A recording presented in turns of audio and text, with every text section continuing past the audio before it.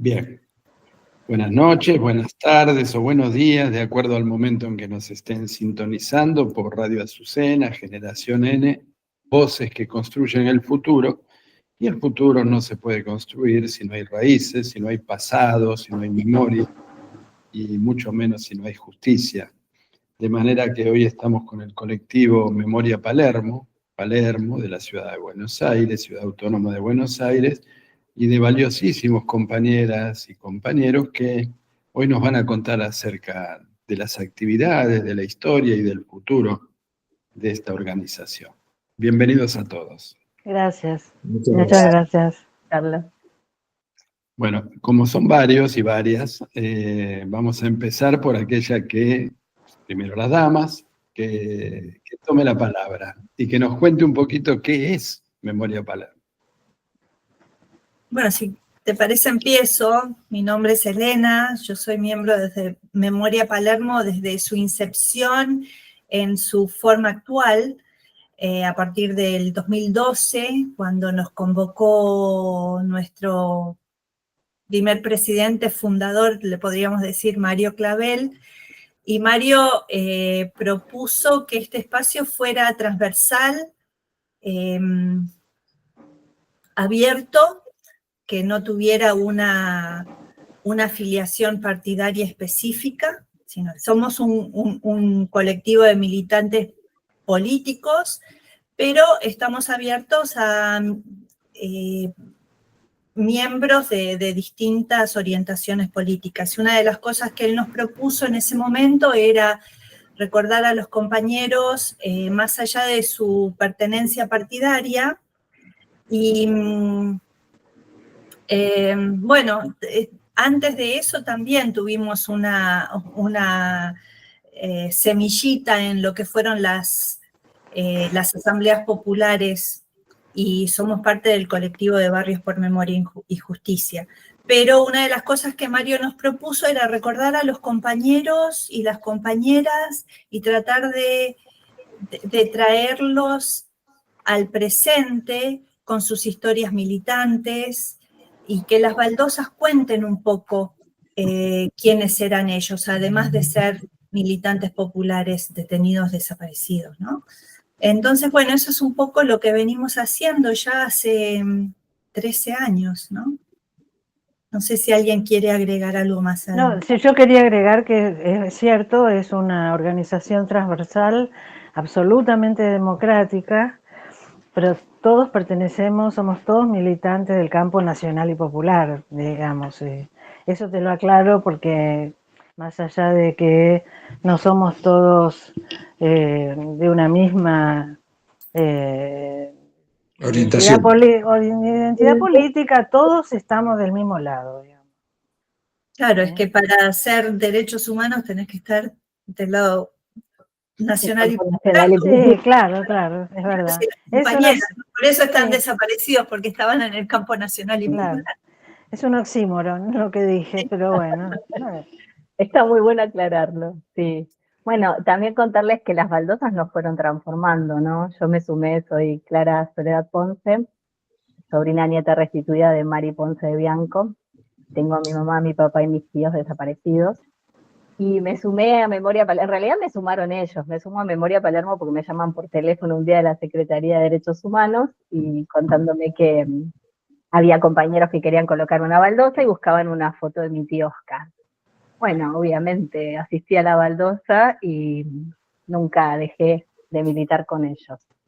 Y esas baldosas nos transforman, ¿no? Sí, sí. La primera baldosa que nos propuso Mario fue para Ángela Wad, y una de las cosas que dice la baldosa de Ángela es que sus restos probaron los vuelos de la muerte. Entonces ese es el tipo de mensajes que queremos dar. Y a los pocos meses, en abril, hicimos una baldosa para 8 militantes detenidos desaparecidos de la UB 17 de octubre que estaba en Carranza y Nicaragua. Y ahí es donde estábamos buscando la foto y, como dice un compañero nuestro, estábamos buscando una foto y encontramos a una hija, ¿no? Y a partir de esa baldosa nos consolidamos también como grupo militante, porque se incorporaron muchísimos compañeros a partir de esa baldosa. Y son compañeros que están lunes a lunes, que es cuando nos reunimos, es como el núcleo duro de nuestro grupo militante. A mí me gusta llamarle compañeros históricos, porque son dentro de Memoria Palermo nuestra memoria, ¿no? Y es impresionante eso, Juan Carlos, por lo menos la experiencia para mí como hija fue muy fuerte, porque a veces vivimos buscando, ¿no? Fragmentos, pedacitos de la historia de nuestros compañeros, pero siempre tenés que saber qué pregunta hacer o tener un marco de referencia y saber buscar, ¿no? Y los que siempre son nuestro norte ahí, y hacen las conexiones dentro de todos los barrios por Memoria y Justicia son nuestros compañeros y compañeras históricos. Así que bueno, yo ahí que había buscado de los 18 años un montón de datos, sabía que mis viejos habían militado en el ERP y buscaba por ahí y había muy pocos compañeros y compañeras vivos. Bueno, pues me vengo a enterar que en realidad también se habían iniciado como peronistas. Así que en la UB recupero como muchísima de la historia de mis viejos y de estos compañeros militantes, ¿no? Y es muy importante porque a partir de ahí también otra de las cosas que empieza a hacer Memoria Palermo es incorporar familiares, también vecinos y vecinas del barrio que son militantes en realidad, que nos ayudan con el cuidado de las baldosas, que nos avisan si ven alguna irregularidad, ¿no? En relación bueno, si se deteriora, no sé, alguna cuestión en la vía pública que las daña. Y en ese sentido también fuimos, gracias a Mario, y bueno, después a nuestro actual presidente, a Pepe, fuimos incorporando también ampliando el vínculo con la comunidad, con otras organizaciones del campo nacional y popular, y trabajando algo que nos importa muchísimo en las escuelas, ¿no? Con los niños de primaria, secundaria, y también con los profesorados. Eso es algo que, bueno, nos apasiona y nos interesa un montón, por la transmisión misma de la memoria. Es impresionante lo que sucede en las escuelas cuando empezamos a transmitir la historia de nuestro país. Digo que es impresionante porque a nivel primario y secundario muchas veces los pibes desconocen qué fue la dictadura, qué pasó, qué sucedió con la represión, qué sucedió con los desaparecidos. Entonces, para nosotros es muy, muy rico poder hacerlo. Y por supuesto, el proceso de las baldosas no es nada sencillo, porque nos encontramos con una familia, con amigos, con personas que quieren de alguna manera cerrar un duelo que ya sabemos que fue imposible, porque la palabra misma desaparecido hace imposible cerrar el duelo normal, civilizatorio, digamos. Pero bueno, de alguna manera las baldosas son un proceso muy presencial, de mucho cuerpo, donde trabajamos mucho con las familias, con los amigos, armamos no somos baldoseros, digamos, de ir y poner una placa, no, el trabajo es enorme y además comienza antes, durante y después, continúa porque son enormes vínculos, vínculos que prácticamente son no sé. Bueno, el ejemplo es Sol acá, o sea, Sol apareció por una baldosa. Claro. Y hoy es personalmente no me imagino estar sin ella, ¿no? Y yo sin ustedes. Y lo que Memoria Palermo, como toda red, posibilita, porque yo había buscado, o sea, la búsqueda de los hijos siempre es continua y es perpetua, ¿no?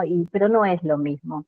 Lo mismo que el impulso que hemos tenido con Néstor y Cristina poniendo todos los estamentos del Estado a disposición y pidiendo la apertura de muchos de los archivos de organismos del Estado. No es lo mismo buscar individualmente, no era la misma la búsqueda del año 95, donde a mí me ayudaban medio los compañeros de alguna oficina estatal pasándome datos y pasándome recortes de diario, asustados de lo que estaban haciendo, porque podían ser sancionados, a lo que ocurrió después, ¿no? Con todos los organismos, con los estamentos del Estado y con Memoria Palermo, siempre tendiendo sus redes. La búsqueda individual, como realizar un duelo, como cualquier tarea militante de modo individual, es muy infructuosa y muy frustrante. En cambio, lo que brinda siempre la red que constituimos en Memoria Palermo y en la cual yo creo, y por eso me quedé militando con ellos, bueno, es un abrazo, es abrir camino, es poner fuerza mancomunada. Bien. Queriendo transmitir hoy también este trabajo, este colectivo y este trabajo militante, bueno, para que se conozca y para transmitir dentro de tanto individualismo que volvemos a tener en nuestro país la fuerza y el poder de las redes. No solo las redes sociales, que eso creo que sabes más vos, Juan Carlos, hoy, pero sí de las redes humanas. Dicen que Palermo está poblado de vecinos sensibles, pero también sabemos que en Palermo hay vecinos que no tienen la misma sensibilidad que podemos tener nosotros respecto a los temas de los derechos humanos. Con esto no quiero decir que haya una mayoría en una dirección o en otra, pero sí que se convive con vecinos que, yo diría, tres vertientes de vecinos posibles, igual que en el resto de la ciudad de Buenos Aires. Los vecinos que eran conscientes, o éramos conscientes, aún nuestra breve edad en aquel entonces, de que estaba en marcha un genocidio planificado, una destrucción de la industria nacional y de todo atisbo de organización popular. Aquellos que estaban en el limbo, no por maldad ni simplemente porque el poder mediático y cultural era suficientemente fuerte como para tirar la pelota afuera, como se dice en fútbol. Y después un tercer sector, entiendo que minoritario, pero no despreciable, que avalaba el accionar a sabiendas de las Fuerzas Armadas, por supuesto, de la dictadura cívico-eclesiástico-militar, ¿no? Es decir, no solo de los militares, sino los poderes detrás de ellos. ¿Cómo se convive hoy en Palermo con esta comunidad?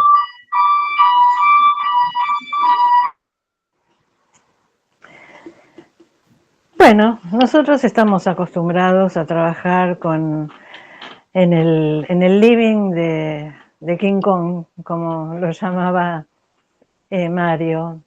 De todas maneras, bien, la verdad es que somos muy bien aceptados. En general, es mucha más la gente que se acerca, que nos pregunta, que de alguna manera nos pide una tarjeta o de alguna manera queda conectada con nosotros, que los otros, que los hay.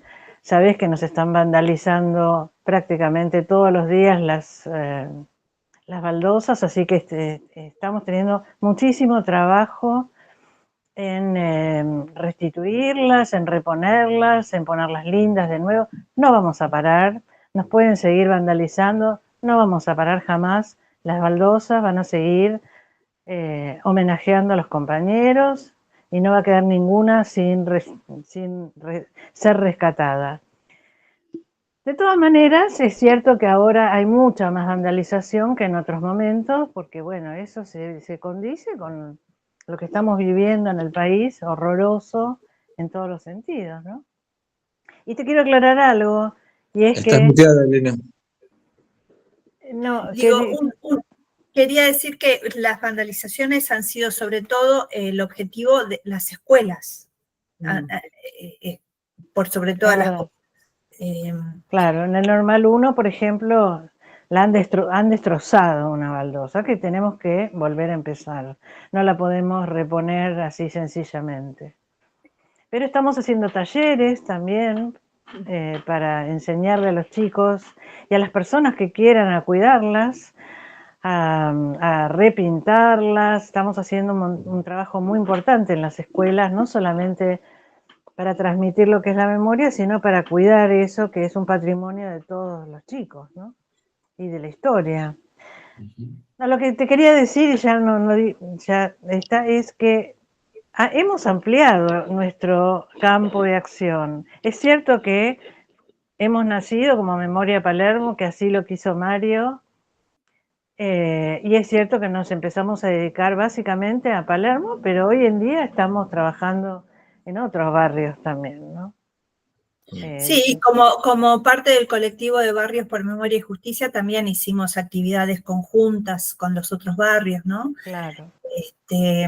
Las baldosas en La Morgue, en Chacarita, que son denuncias importantes de lo que fue la complicidad cívica, ¿no? En el proceso. Sí, también pensaba esto en relación a las acciones de vandalizar, paradojal, porque generan una unidad y una unión de la comunidad, de las instituciones. Por lo general nos enteramos, no, digamos, más que por lo general, siempre nos enteramos por las redes o por algún contacto y nos piden esto celeridad y apoyo.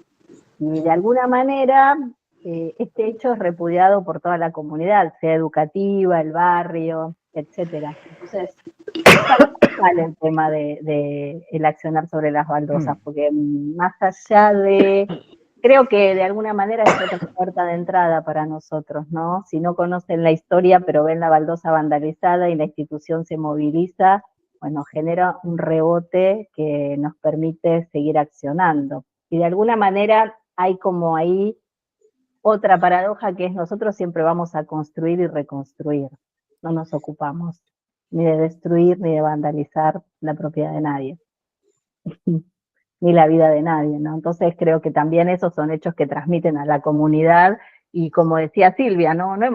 Más allá de alguna cuestión, en alguna marcha que hemos hecho por el barrio, y generalmente los 23 terminamos en Plaza Armenia, con todas las organizaciones, alguna cuestión, pero mínima. También recibimos durante esas marchas compañeros y compañeras de apoyo, y que se acercan con datos muy llamativos, ¿no? Nos cuentan de personalidades que hoy forman parte del gobierno, cuál fue su rol en los 70, entonces hay un montón de cuestiones que se movilizan, te diría que paradojalmente en sentido positivo para nuestra tarea. Conociendo a Mario hace muchos años, sabiendo de sus ideas y que se plasmaron, por supuesto, en Memoria Palermo y en otras actividades, es imposible no pensar en el recorrido en reversa, ¿no? De aquel punto de partida y las distintas etapas que pasó el país, que pasó la ciudad, que pasó el movimiento nacional y popular, la cultura argentina, y tratar de ponernos hoy en un punto de comparación, si vale, con otras etapas. ¿Cómo ven ustedes este momento tan difícil, tan complicado en nuestro país? Es una pregunta que nos hacemos todos los días. Es un retroceso, yo diría, inexplicable. Aunque, bueno, si bien se mira el trabajo de demolición que fueron haciendo los medios, el trabajo de justamente el que se opone a nosotros, ¿no? El trabajo de olvido, que fue el trabajo de echar tierra sobre el pasado que han hecho, tal vez es lo que provocó que hoy en día la sociedad esté en un camino de regreso, de retroceso realmente abominable, ¿no? Yo todos los días me pregunto cómo pudimos haber llegado a esto. Realmente no sé. Es muy difícil. No sé cómo calcularlo, no sé a qué atribuirlo realmente. Pero yo lo que le quería contar, un poco para entender el tema de esto, porque la actividad central que nosotros hacemos es la de las baldosas. Y bueno, yo les quería decir que tal vez no es lo importante contarles que, bueno, que se hacen con una mezcla de cemento y arena de 3-1. No, no, no. Hablemos de cosas de realmente que son las baldosas. Hay una anécdota muy interesante, no voy a decir de quién, pero sí que era una embajada, que habían tomado contacto con nosotros y preguntándonos cuánto nos cobran por hacernos una baldosa. Nos resultó tan extraño lo que nos decían, porque pensábamos, es como decirle a un cura cuánto nos cobra por prendernos la comunión, ¿entendés? O sea, una cosa rarísima era.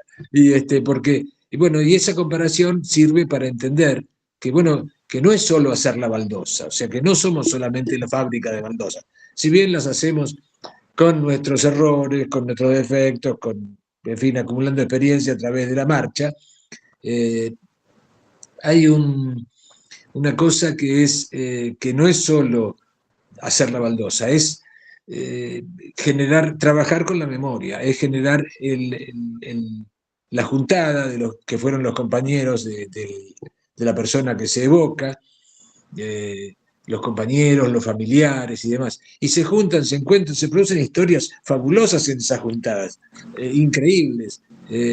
A veces, bueno, son personas que se conocen, que se estuvieron viendo estos años, otras veces son personas que se reencuentran después de muchos años de no verse.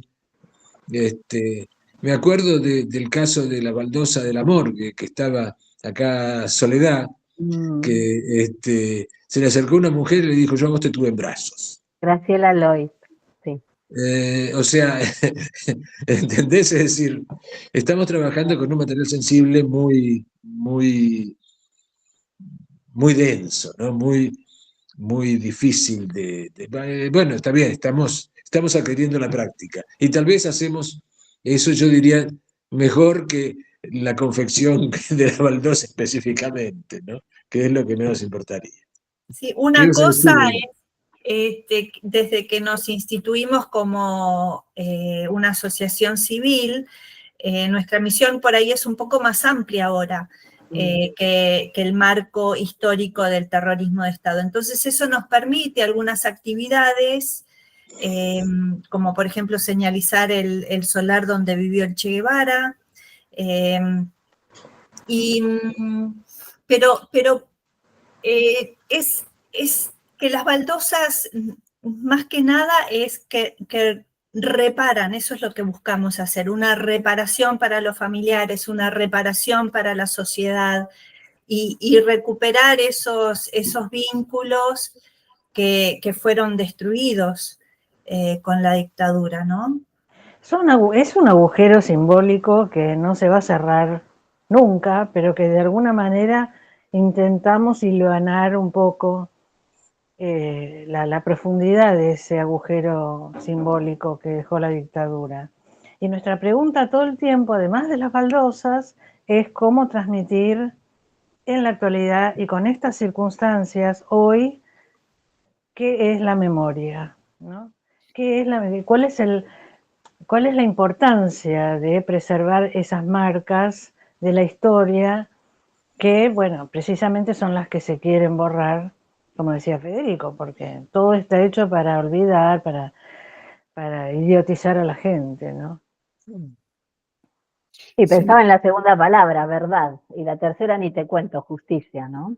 A veces nosotros usábamos una expresión que es no olvidamos, no perdonamos y no nos reconciliamos. Y entonces yo un poco me hacía algún ruido, ¿no? Como un poco por la formación religiosa que tenemos, de cómo es esto de no perdonar.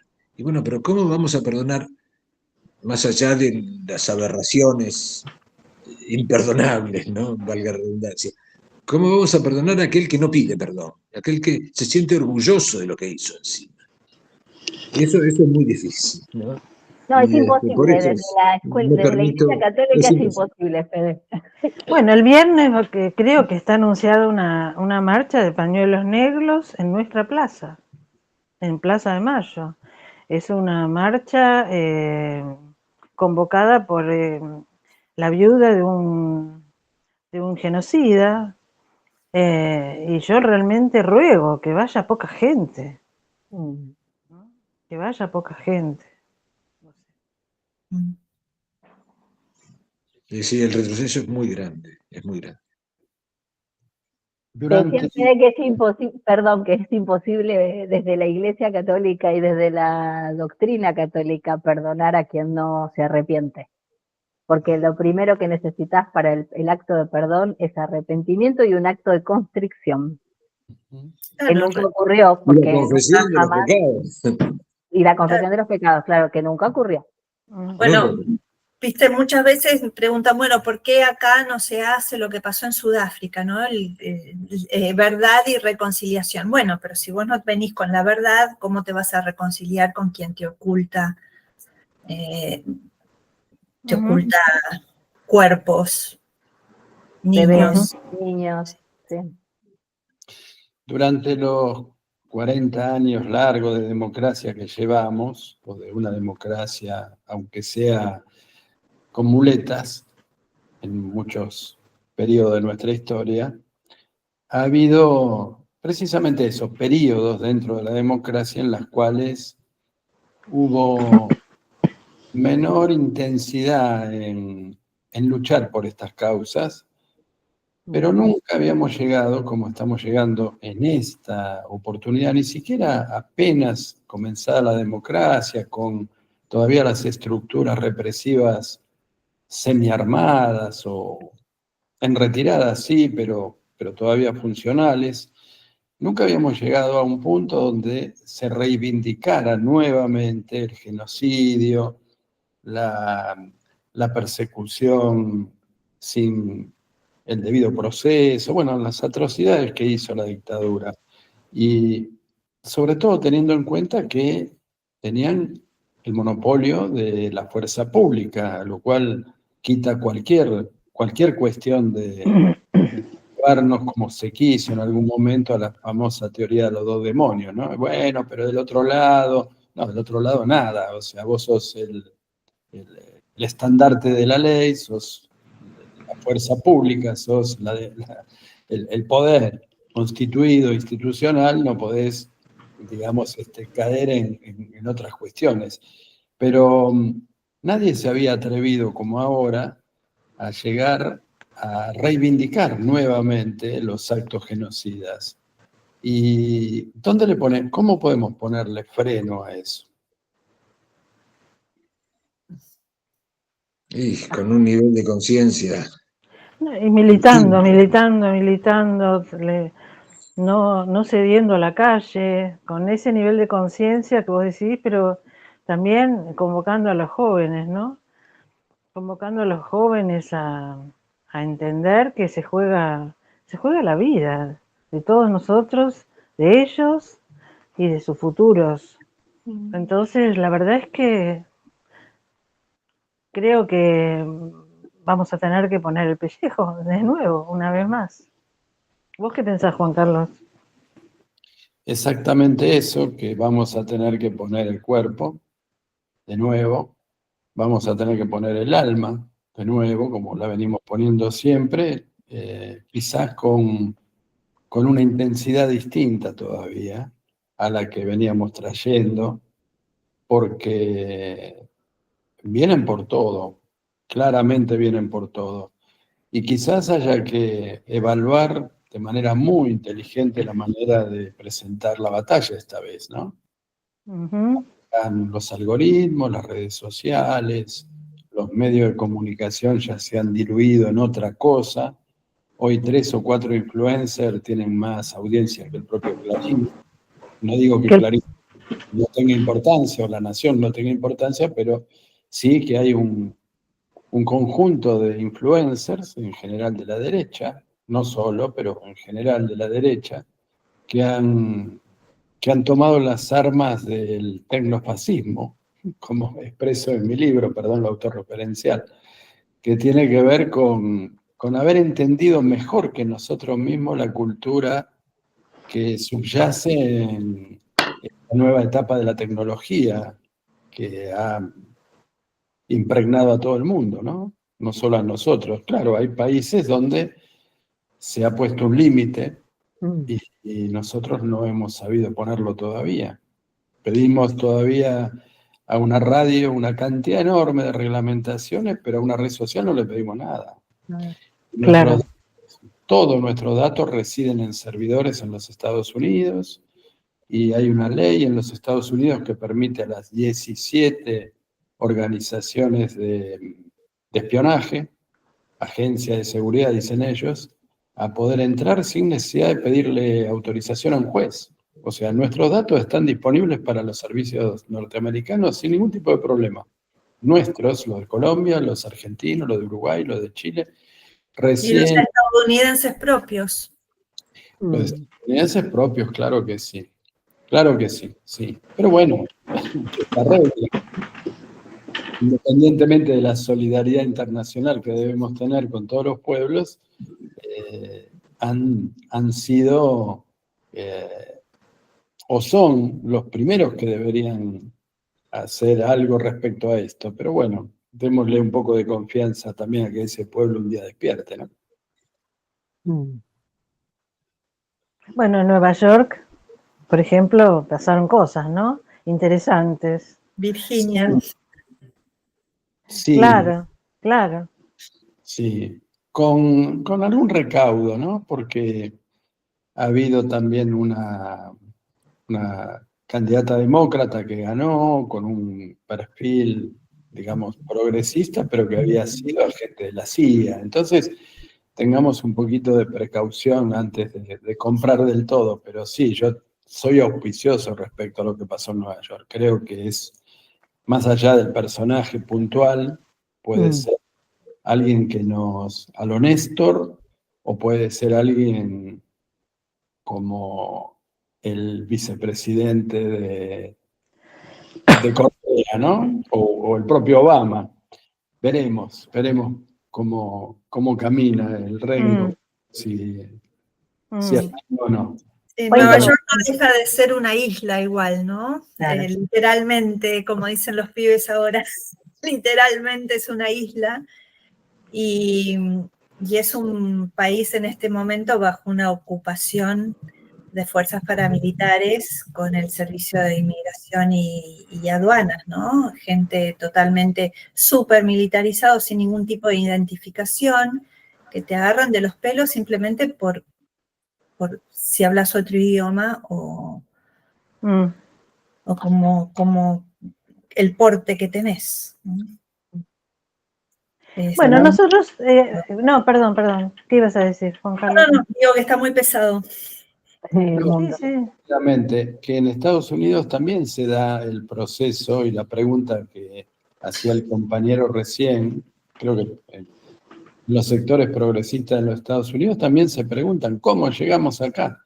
Y claro, queda claro que independientemente de haber invadido 60 países, de haber iniciado todas las guerras habidas y por haberlas perdido todas para colmo, con el correlato de desastre que dejaron en los lugares donde perdieron, haber arrojado 2 bombas atómicas, único país que lo hizo, pero así todo también estuvieron los movimientos contra la guerra de Vietnam, estuvieron las movilizaciones masivas, hubo conato de resistencia también en ese país, como es lógico que suceda. Pero independientemente de la condición de ciudadanos susceptibles de ser dominados de la misma manera que los ciudadanos de otras partes del mundo, como África o como América Latina, como nos toca a nosotros, también el ciudadano norteamericano está siendo víctima de los algoritmos de las compañías multinacionales, de las redes sociales y de los grandes pulpos tecnológicos, el tecnofeudalismo que denuncia Varoufakis. Es una tendencia mundial que encuentra un límite en Asia, especialmente en Rusia y en China, que han tomado medidas directas en esa dirección. Después podemos hacia adentro ver hasta dónde la libertad o no, o el control social o no, porque es un debate también hay que darlo, pero en principio hace unos días China anunció que un software israelí que va en los dispositivos celulares de Apple y de otras compañías occidentales no pueden entrar a China directamente. Y eso, por supuesto, entra dentro de una guerra comercial que tiene que ver con la soberanía cognitiva, porque si te están espiando cuando usas un teléfono celular y es una potencia extranjera la que está haciendo el espionaje, bueno, creo que está todo dicho, ¿no? Es el activo más caro del mundo, la información. Sí. Bueno, algo de todo esto quisimos transmitir en la Noche de los Museos, porque nos interesaba poder articular ese pasado al cual nos dedicamos con nuestro presente, porque si no, no tiene mucho sentido nuestra actividad si no lo podemos articular y tratar de entender qué tiene que ver esa baldosa con las cosas que nos pasan. Y nos fue muy bien, la verdad es que nos fue bárbaro. Muy emocionante, muy emocionante. Y una maroma de gente, ¿no? Porque pasaba mucha gente. ¿Querés contar algo, Sol? Clara Sol. Clara Sol. Sí, bueno, el desafío es impresionante. El Normal 1, una institución preciosa, ¿no? En cuanto a la oferta que había en pasillos, aulas, por todos lados de actividades. Así que esa maroma de gente, bueno, había que poder convocarla, ¿no? Quisimos hacer una actividad que ya habíamos como testeado en el Foro Mundial de Derechos Humanos, que nos invitaron a ser disertantes, y es una actividad participativa que intenta un poco traer a ese momento lo que ocurre en nuestras baldosas. Entonces utilizamos el tejido de un hilo y también les pedimos que a los participantes que fueran la voz, el cuerpo, los ojos, la presencia de nuestros compañeros y compañeras desaparecidos. Entonces le dimos las historias en primera persona, ¿no? Y fue muy emotivo cuando leían esa historia de ese compañero, ¿no? Lo que pasaba en ellos a medida que iban descubriendo ese pequeño relato y bueno, cómo íbamos armando la red con ese tejido de hilo que pasábamos de persona a persona, ¿no? Y lo que siempre pasa en nuestras baldosas, y pasó también ahí, es que se acercó una compañera de una de las desaparecidas del Normal 1 a reconstruir parte de la historia, que nosotros habíamos también tenido ese dato, de que esa compañera había sido buchoneada, y entonces ella, de alguna manera, también volver a denunciar esa situación y contar que la familia un poco, las tías, guardaban silencio en relación a esto. Se hacían las tontas cada vez que ella preguntaba por su compañera desaparecida, ¿no? Entonces un poco es traer esto que decías hoy, Juan Carlos, ¿no? Esto de hacerse los tontos, los desentendidos. Bueno, el gran problema con las redes sociales yo ahí tengo como un desafío personal, ¿no? Porque soy mamá de una niña pequeña y esta cuestión de cuidar realmente el cerebro, ¿no? De nuestros niños y adolescentes, de poder tener conciencia de lo que implica las redes sociales, el uso de los celulares, las pantallas en general, ¿no? Entonces, lo que pudimos reconstruir ahí es lo que pasa en una baldosa y el impacto que esto genera en primera persona, ¿no? Así que fue muy emotivo poder hacerlo y también el motivo por el cual nosotros estamos ahí, ¿no? Empezamos el vínculo con el Normal 1 reconstruyendo una de las baldosas y después ellos nos convocan, después de un vínculo que está presente durante todo el año, nos convocan para la Noche de los Museos para esta actividad en el Aula de la Memoria, ¿no? Y entonces ahí también pensando en esto del uso de las redes, cuando lo hacemos para otros fines, la presencialidad, el híbrido de la presencialidad más las redes sociales en ser multiplicadoras de estos relatos, de estas historias y de estas presencias.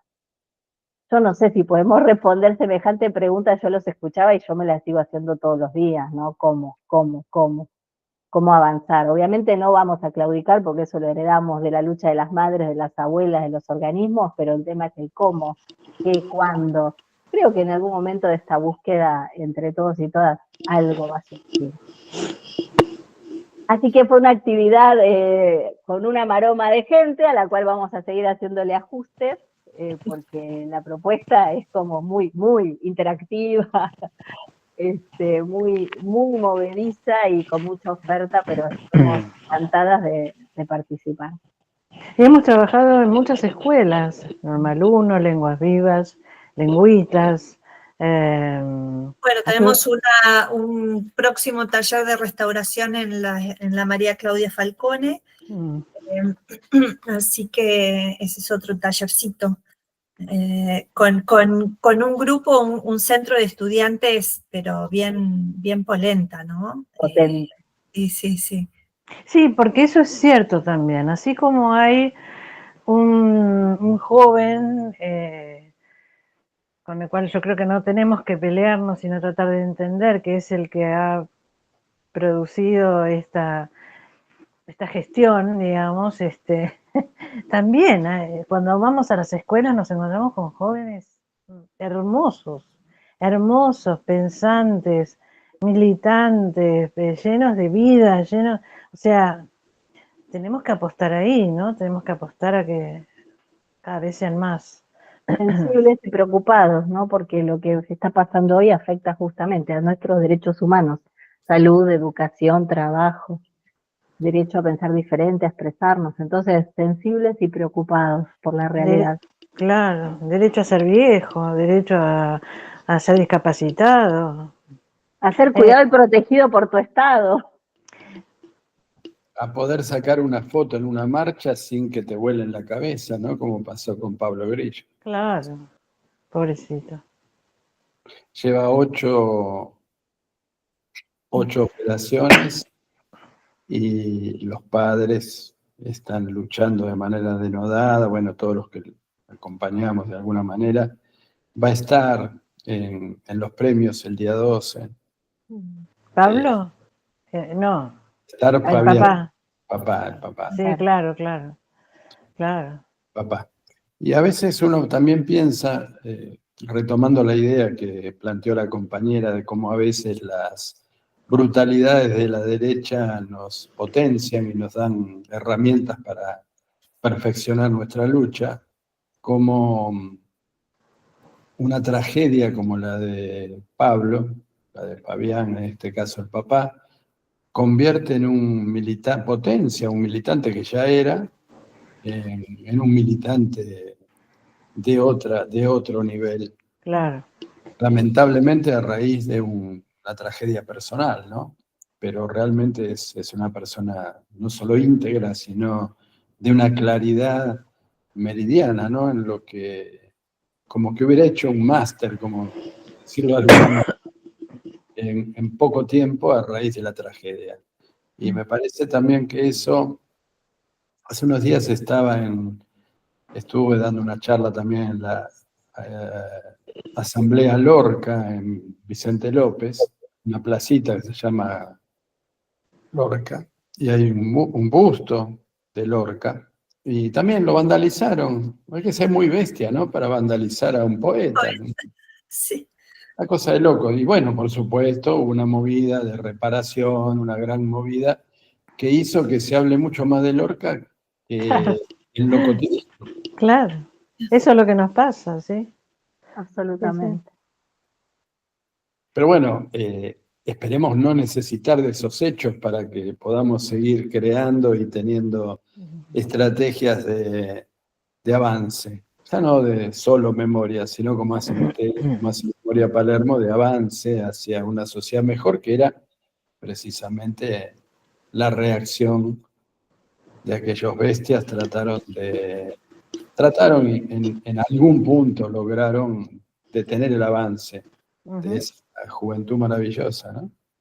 Y no solo jóvenes, sino de aquel pueblo maravilloso de aquellos años.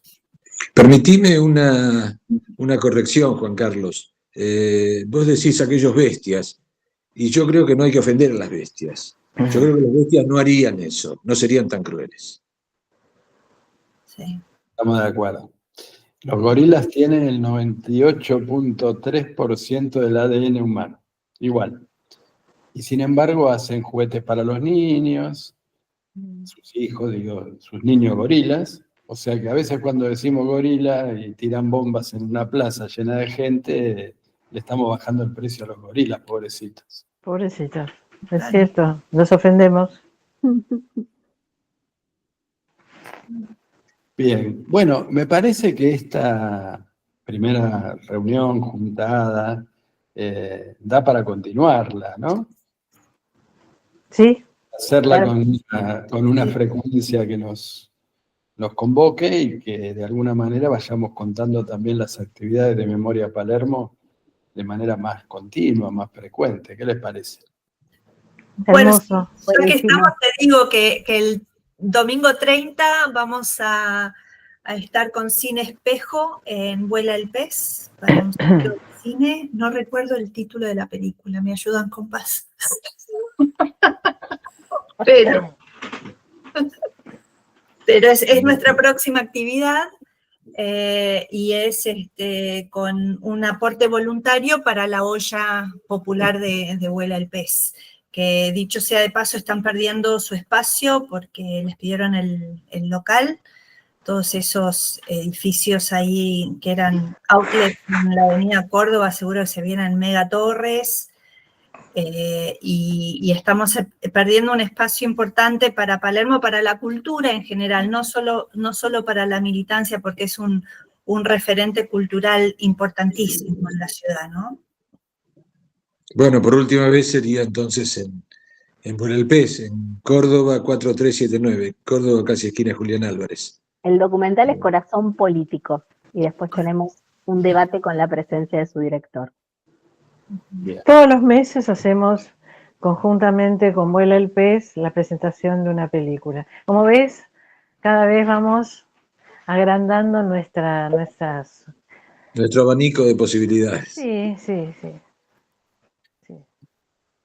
Maravilloso. Nos falta que vos también nos ayudes a pensar también en las redes, en cómo incidir, cómo llegar. Nuestro trabajo es muy de los cuerpos, es muy de la presencia, pero entiendo que hay mucho que se puede hacer, que tenemos que aprender. Bueno, dicho eso, tenemos una presencia en redes importante con una compañera que mantiene nuestra página web, Sí. la página de Facebook y de Instagram, y realmente nos damos cuenta que tenemos llegada. Hace unos meses se comunicaron con nosotros unos estudiantes europeos, alemanes, belgas, que están haciendo un intercambio en la Editela y están tomando un curso sobre dictaduras en Sudamérica, sobre todo Chile y Argentina. Y necesitaban hacer un trabajo práctico y se comunicaron con nosotros porque es lo primero que les salió, la página de Memoria Palermo, así que un aplauso para la compañera Laura. Muy bueno, bien, claro, y pedimos que nos difundan, que compartan, ¿no? Siempre nos ayuda también a salir del algoritmo. me comprometo a eso, en la medida de las modestas posibilidades de poder ampliar la llegada hasta donde podamos de Memoria Palermo. Y por supuesto estar en contacto de manera de conocer las actividades para después poder hacerlas trascender. Muy bien. Bueno, gracias. Al contrario, Infinitas gracias, Juan Carlos. Sí, Gracias. gracias a todos, a Silvia, Federico, la compañera Schmidt, ¿se pronuncia así, Schmidt? Sí, así es. Perdimos la CH en algún lado, pero en la Perdiste la H inicial también. La CH, no, esa siempre fue así. Bien. Bueno, muchísimas gracias. Bueno, Juan Carlos, gracias. Gracias y nos hablamos. Muy Muy bien. amable. Hasta luego.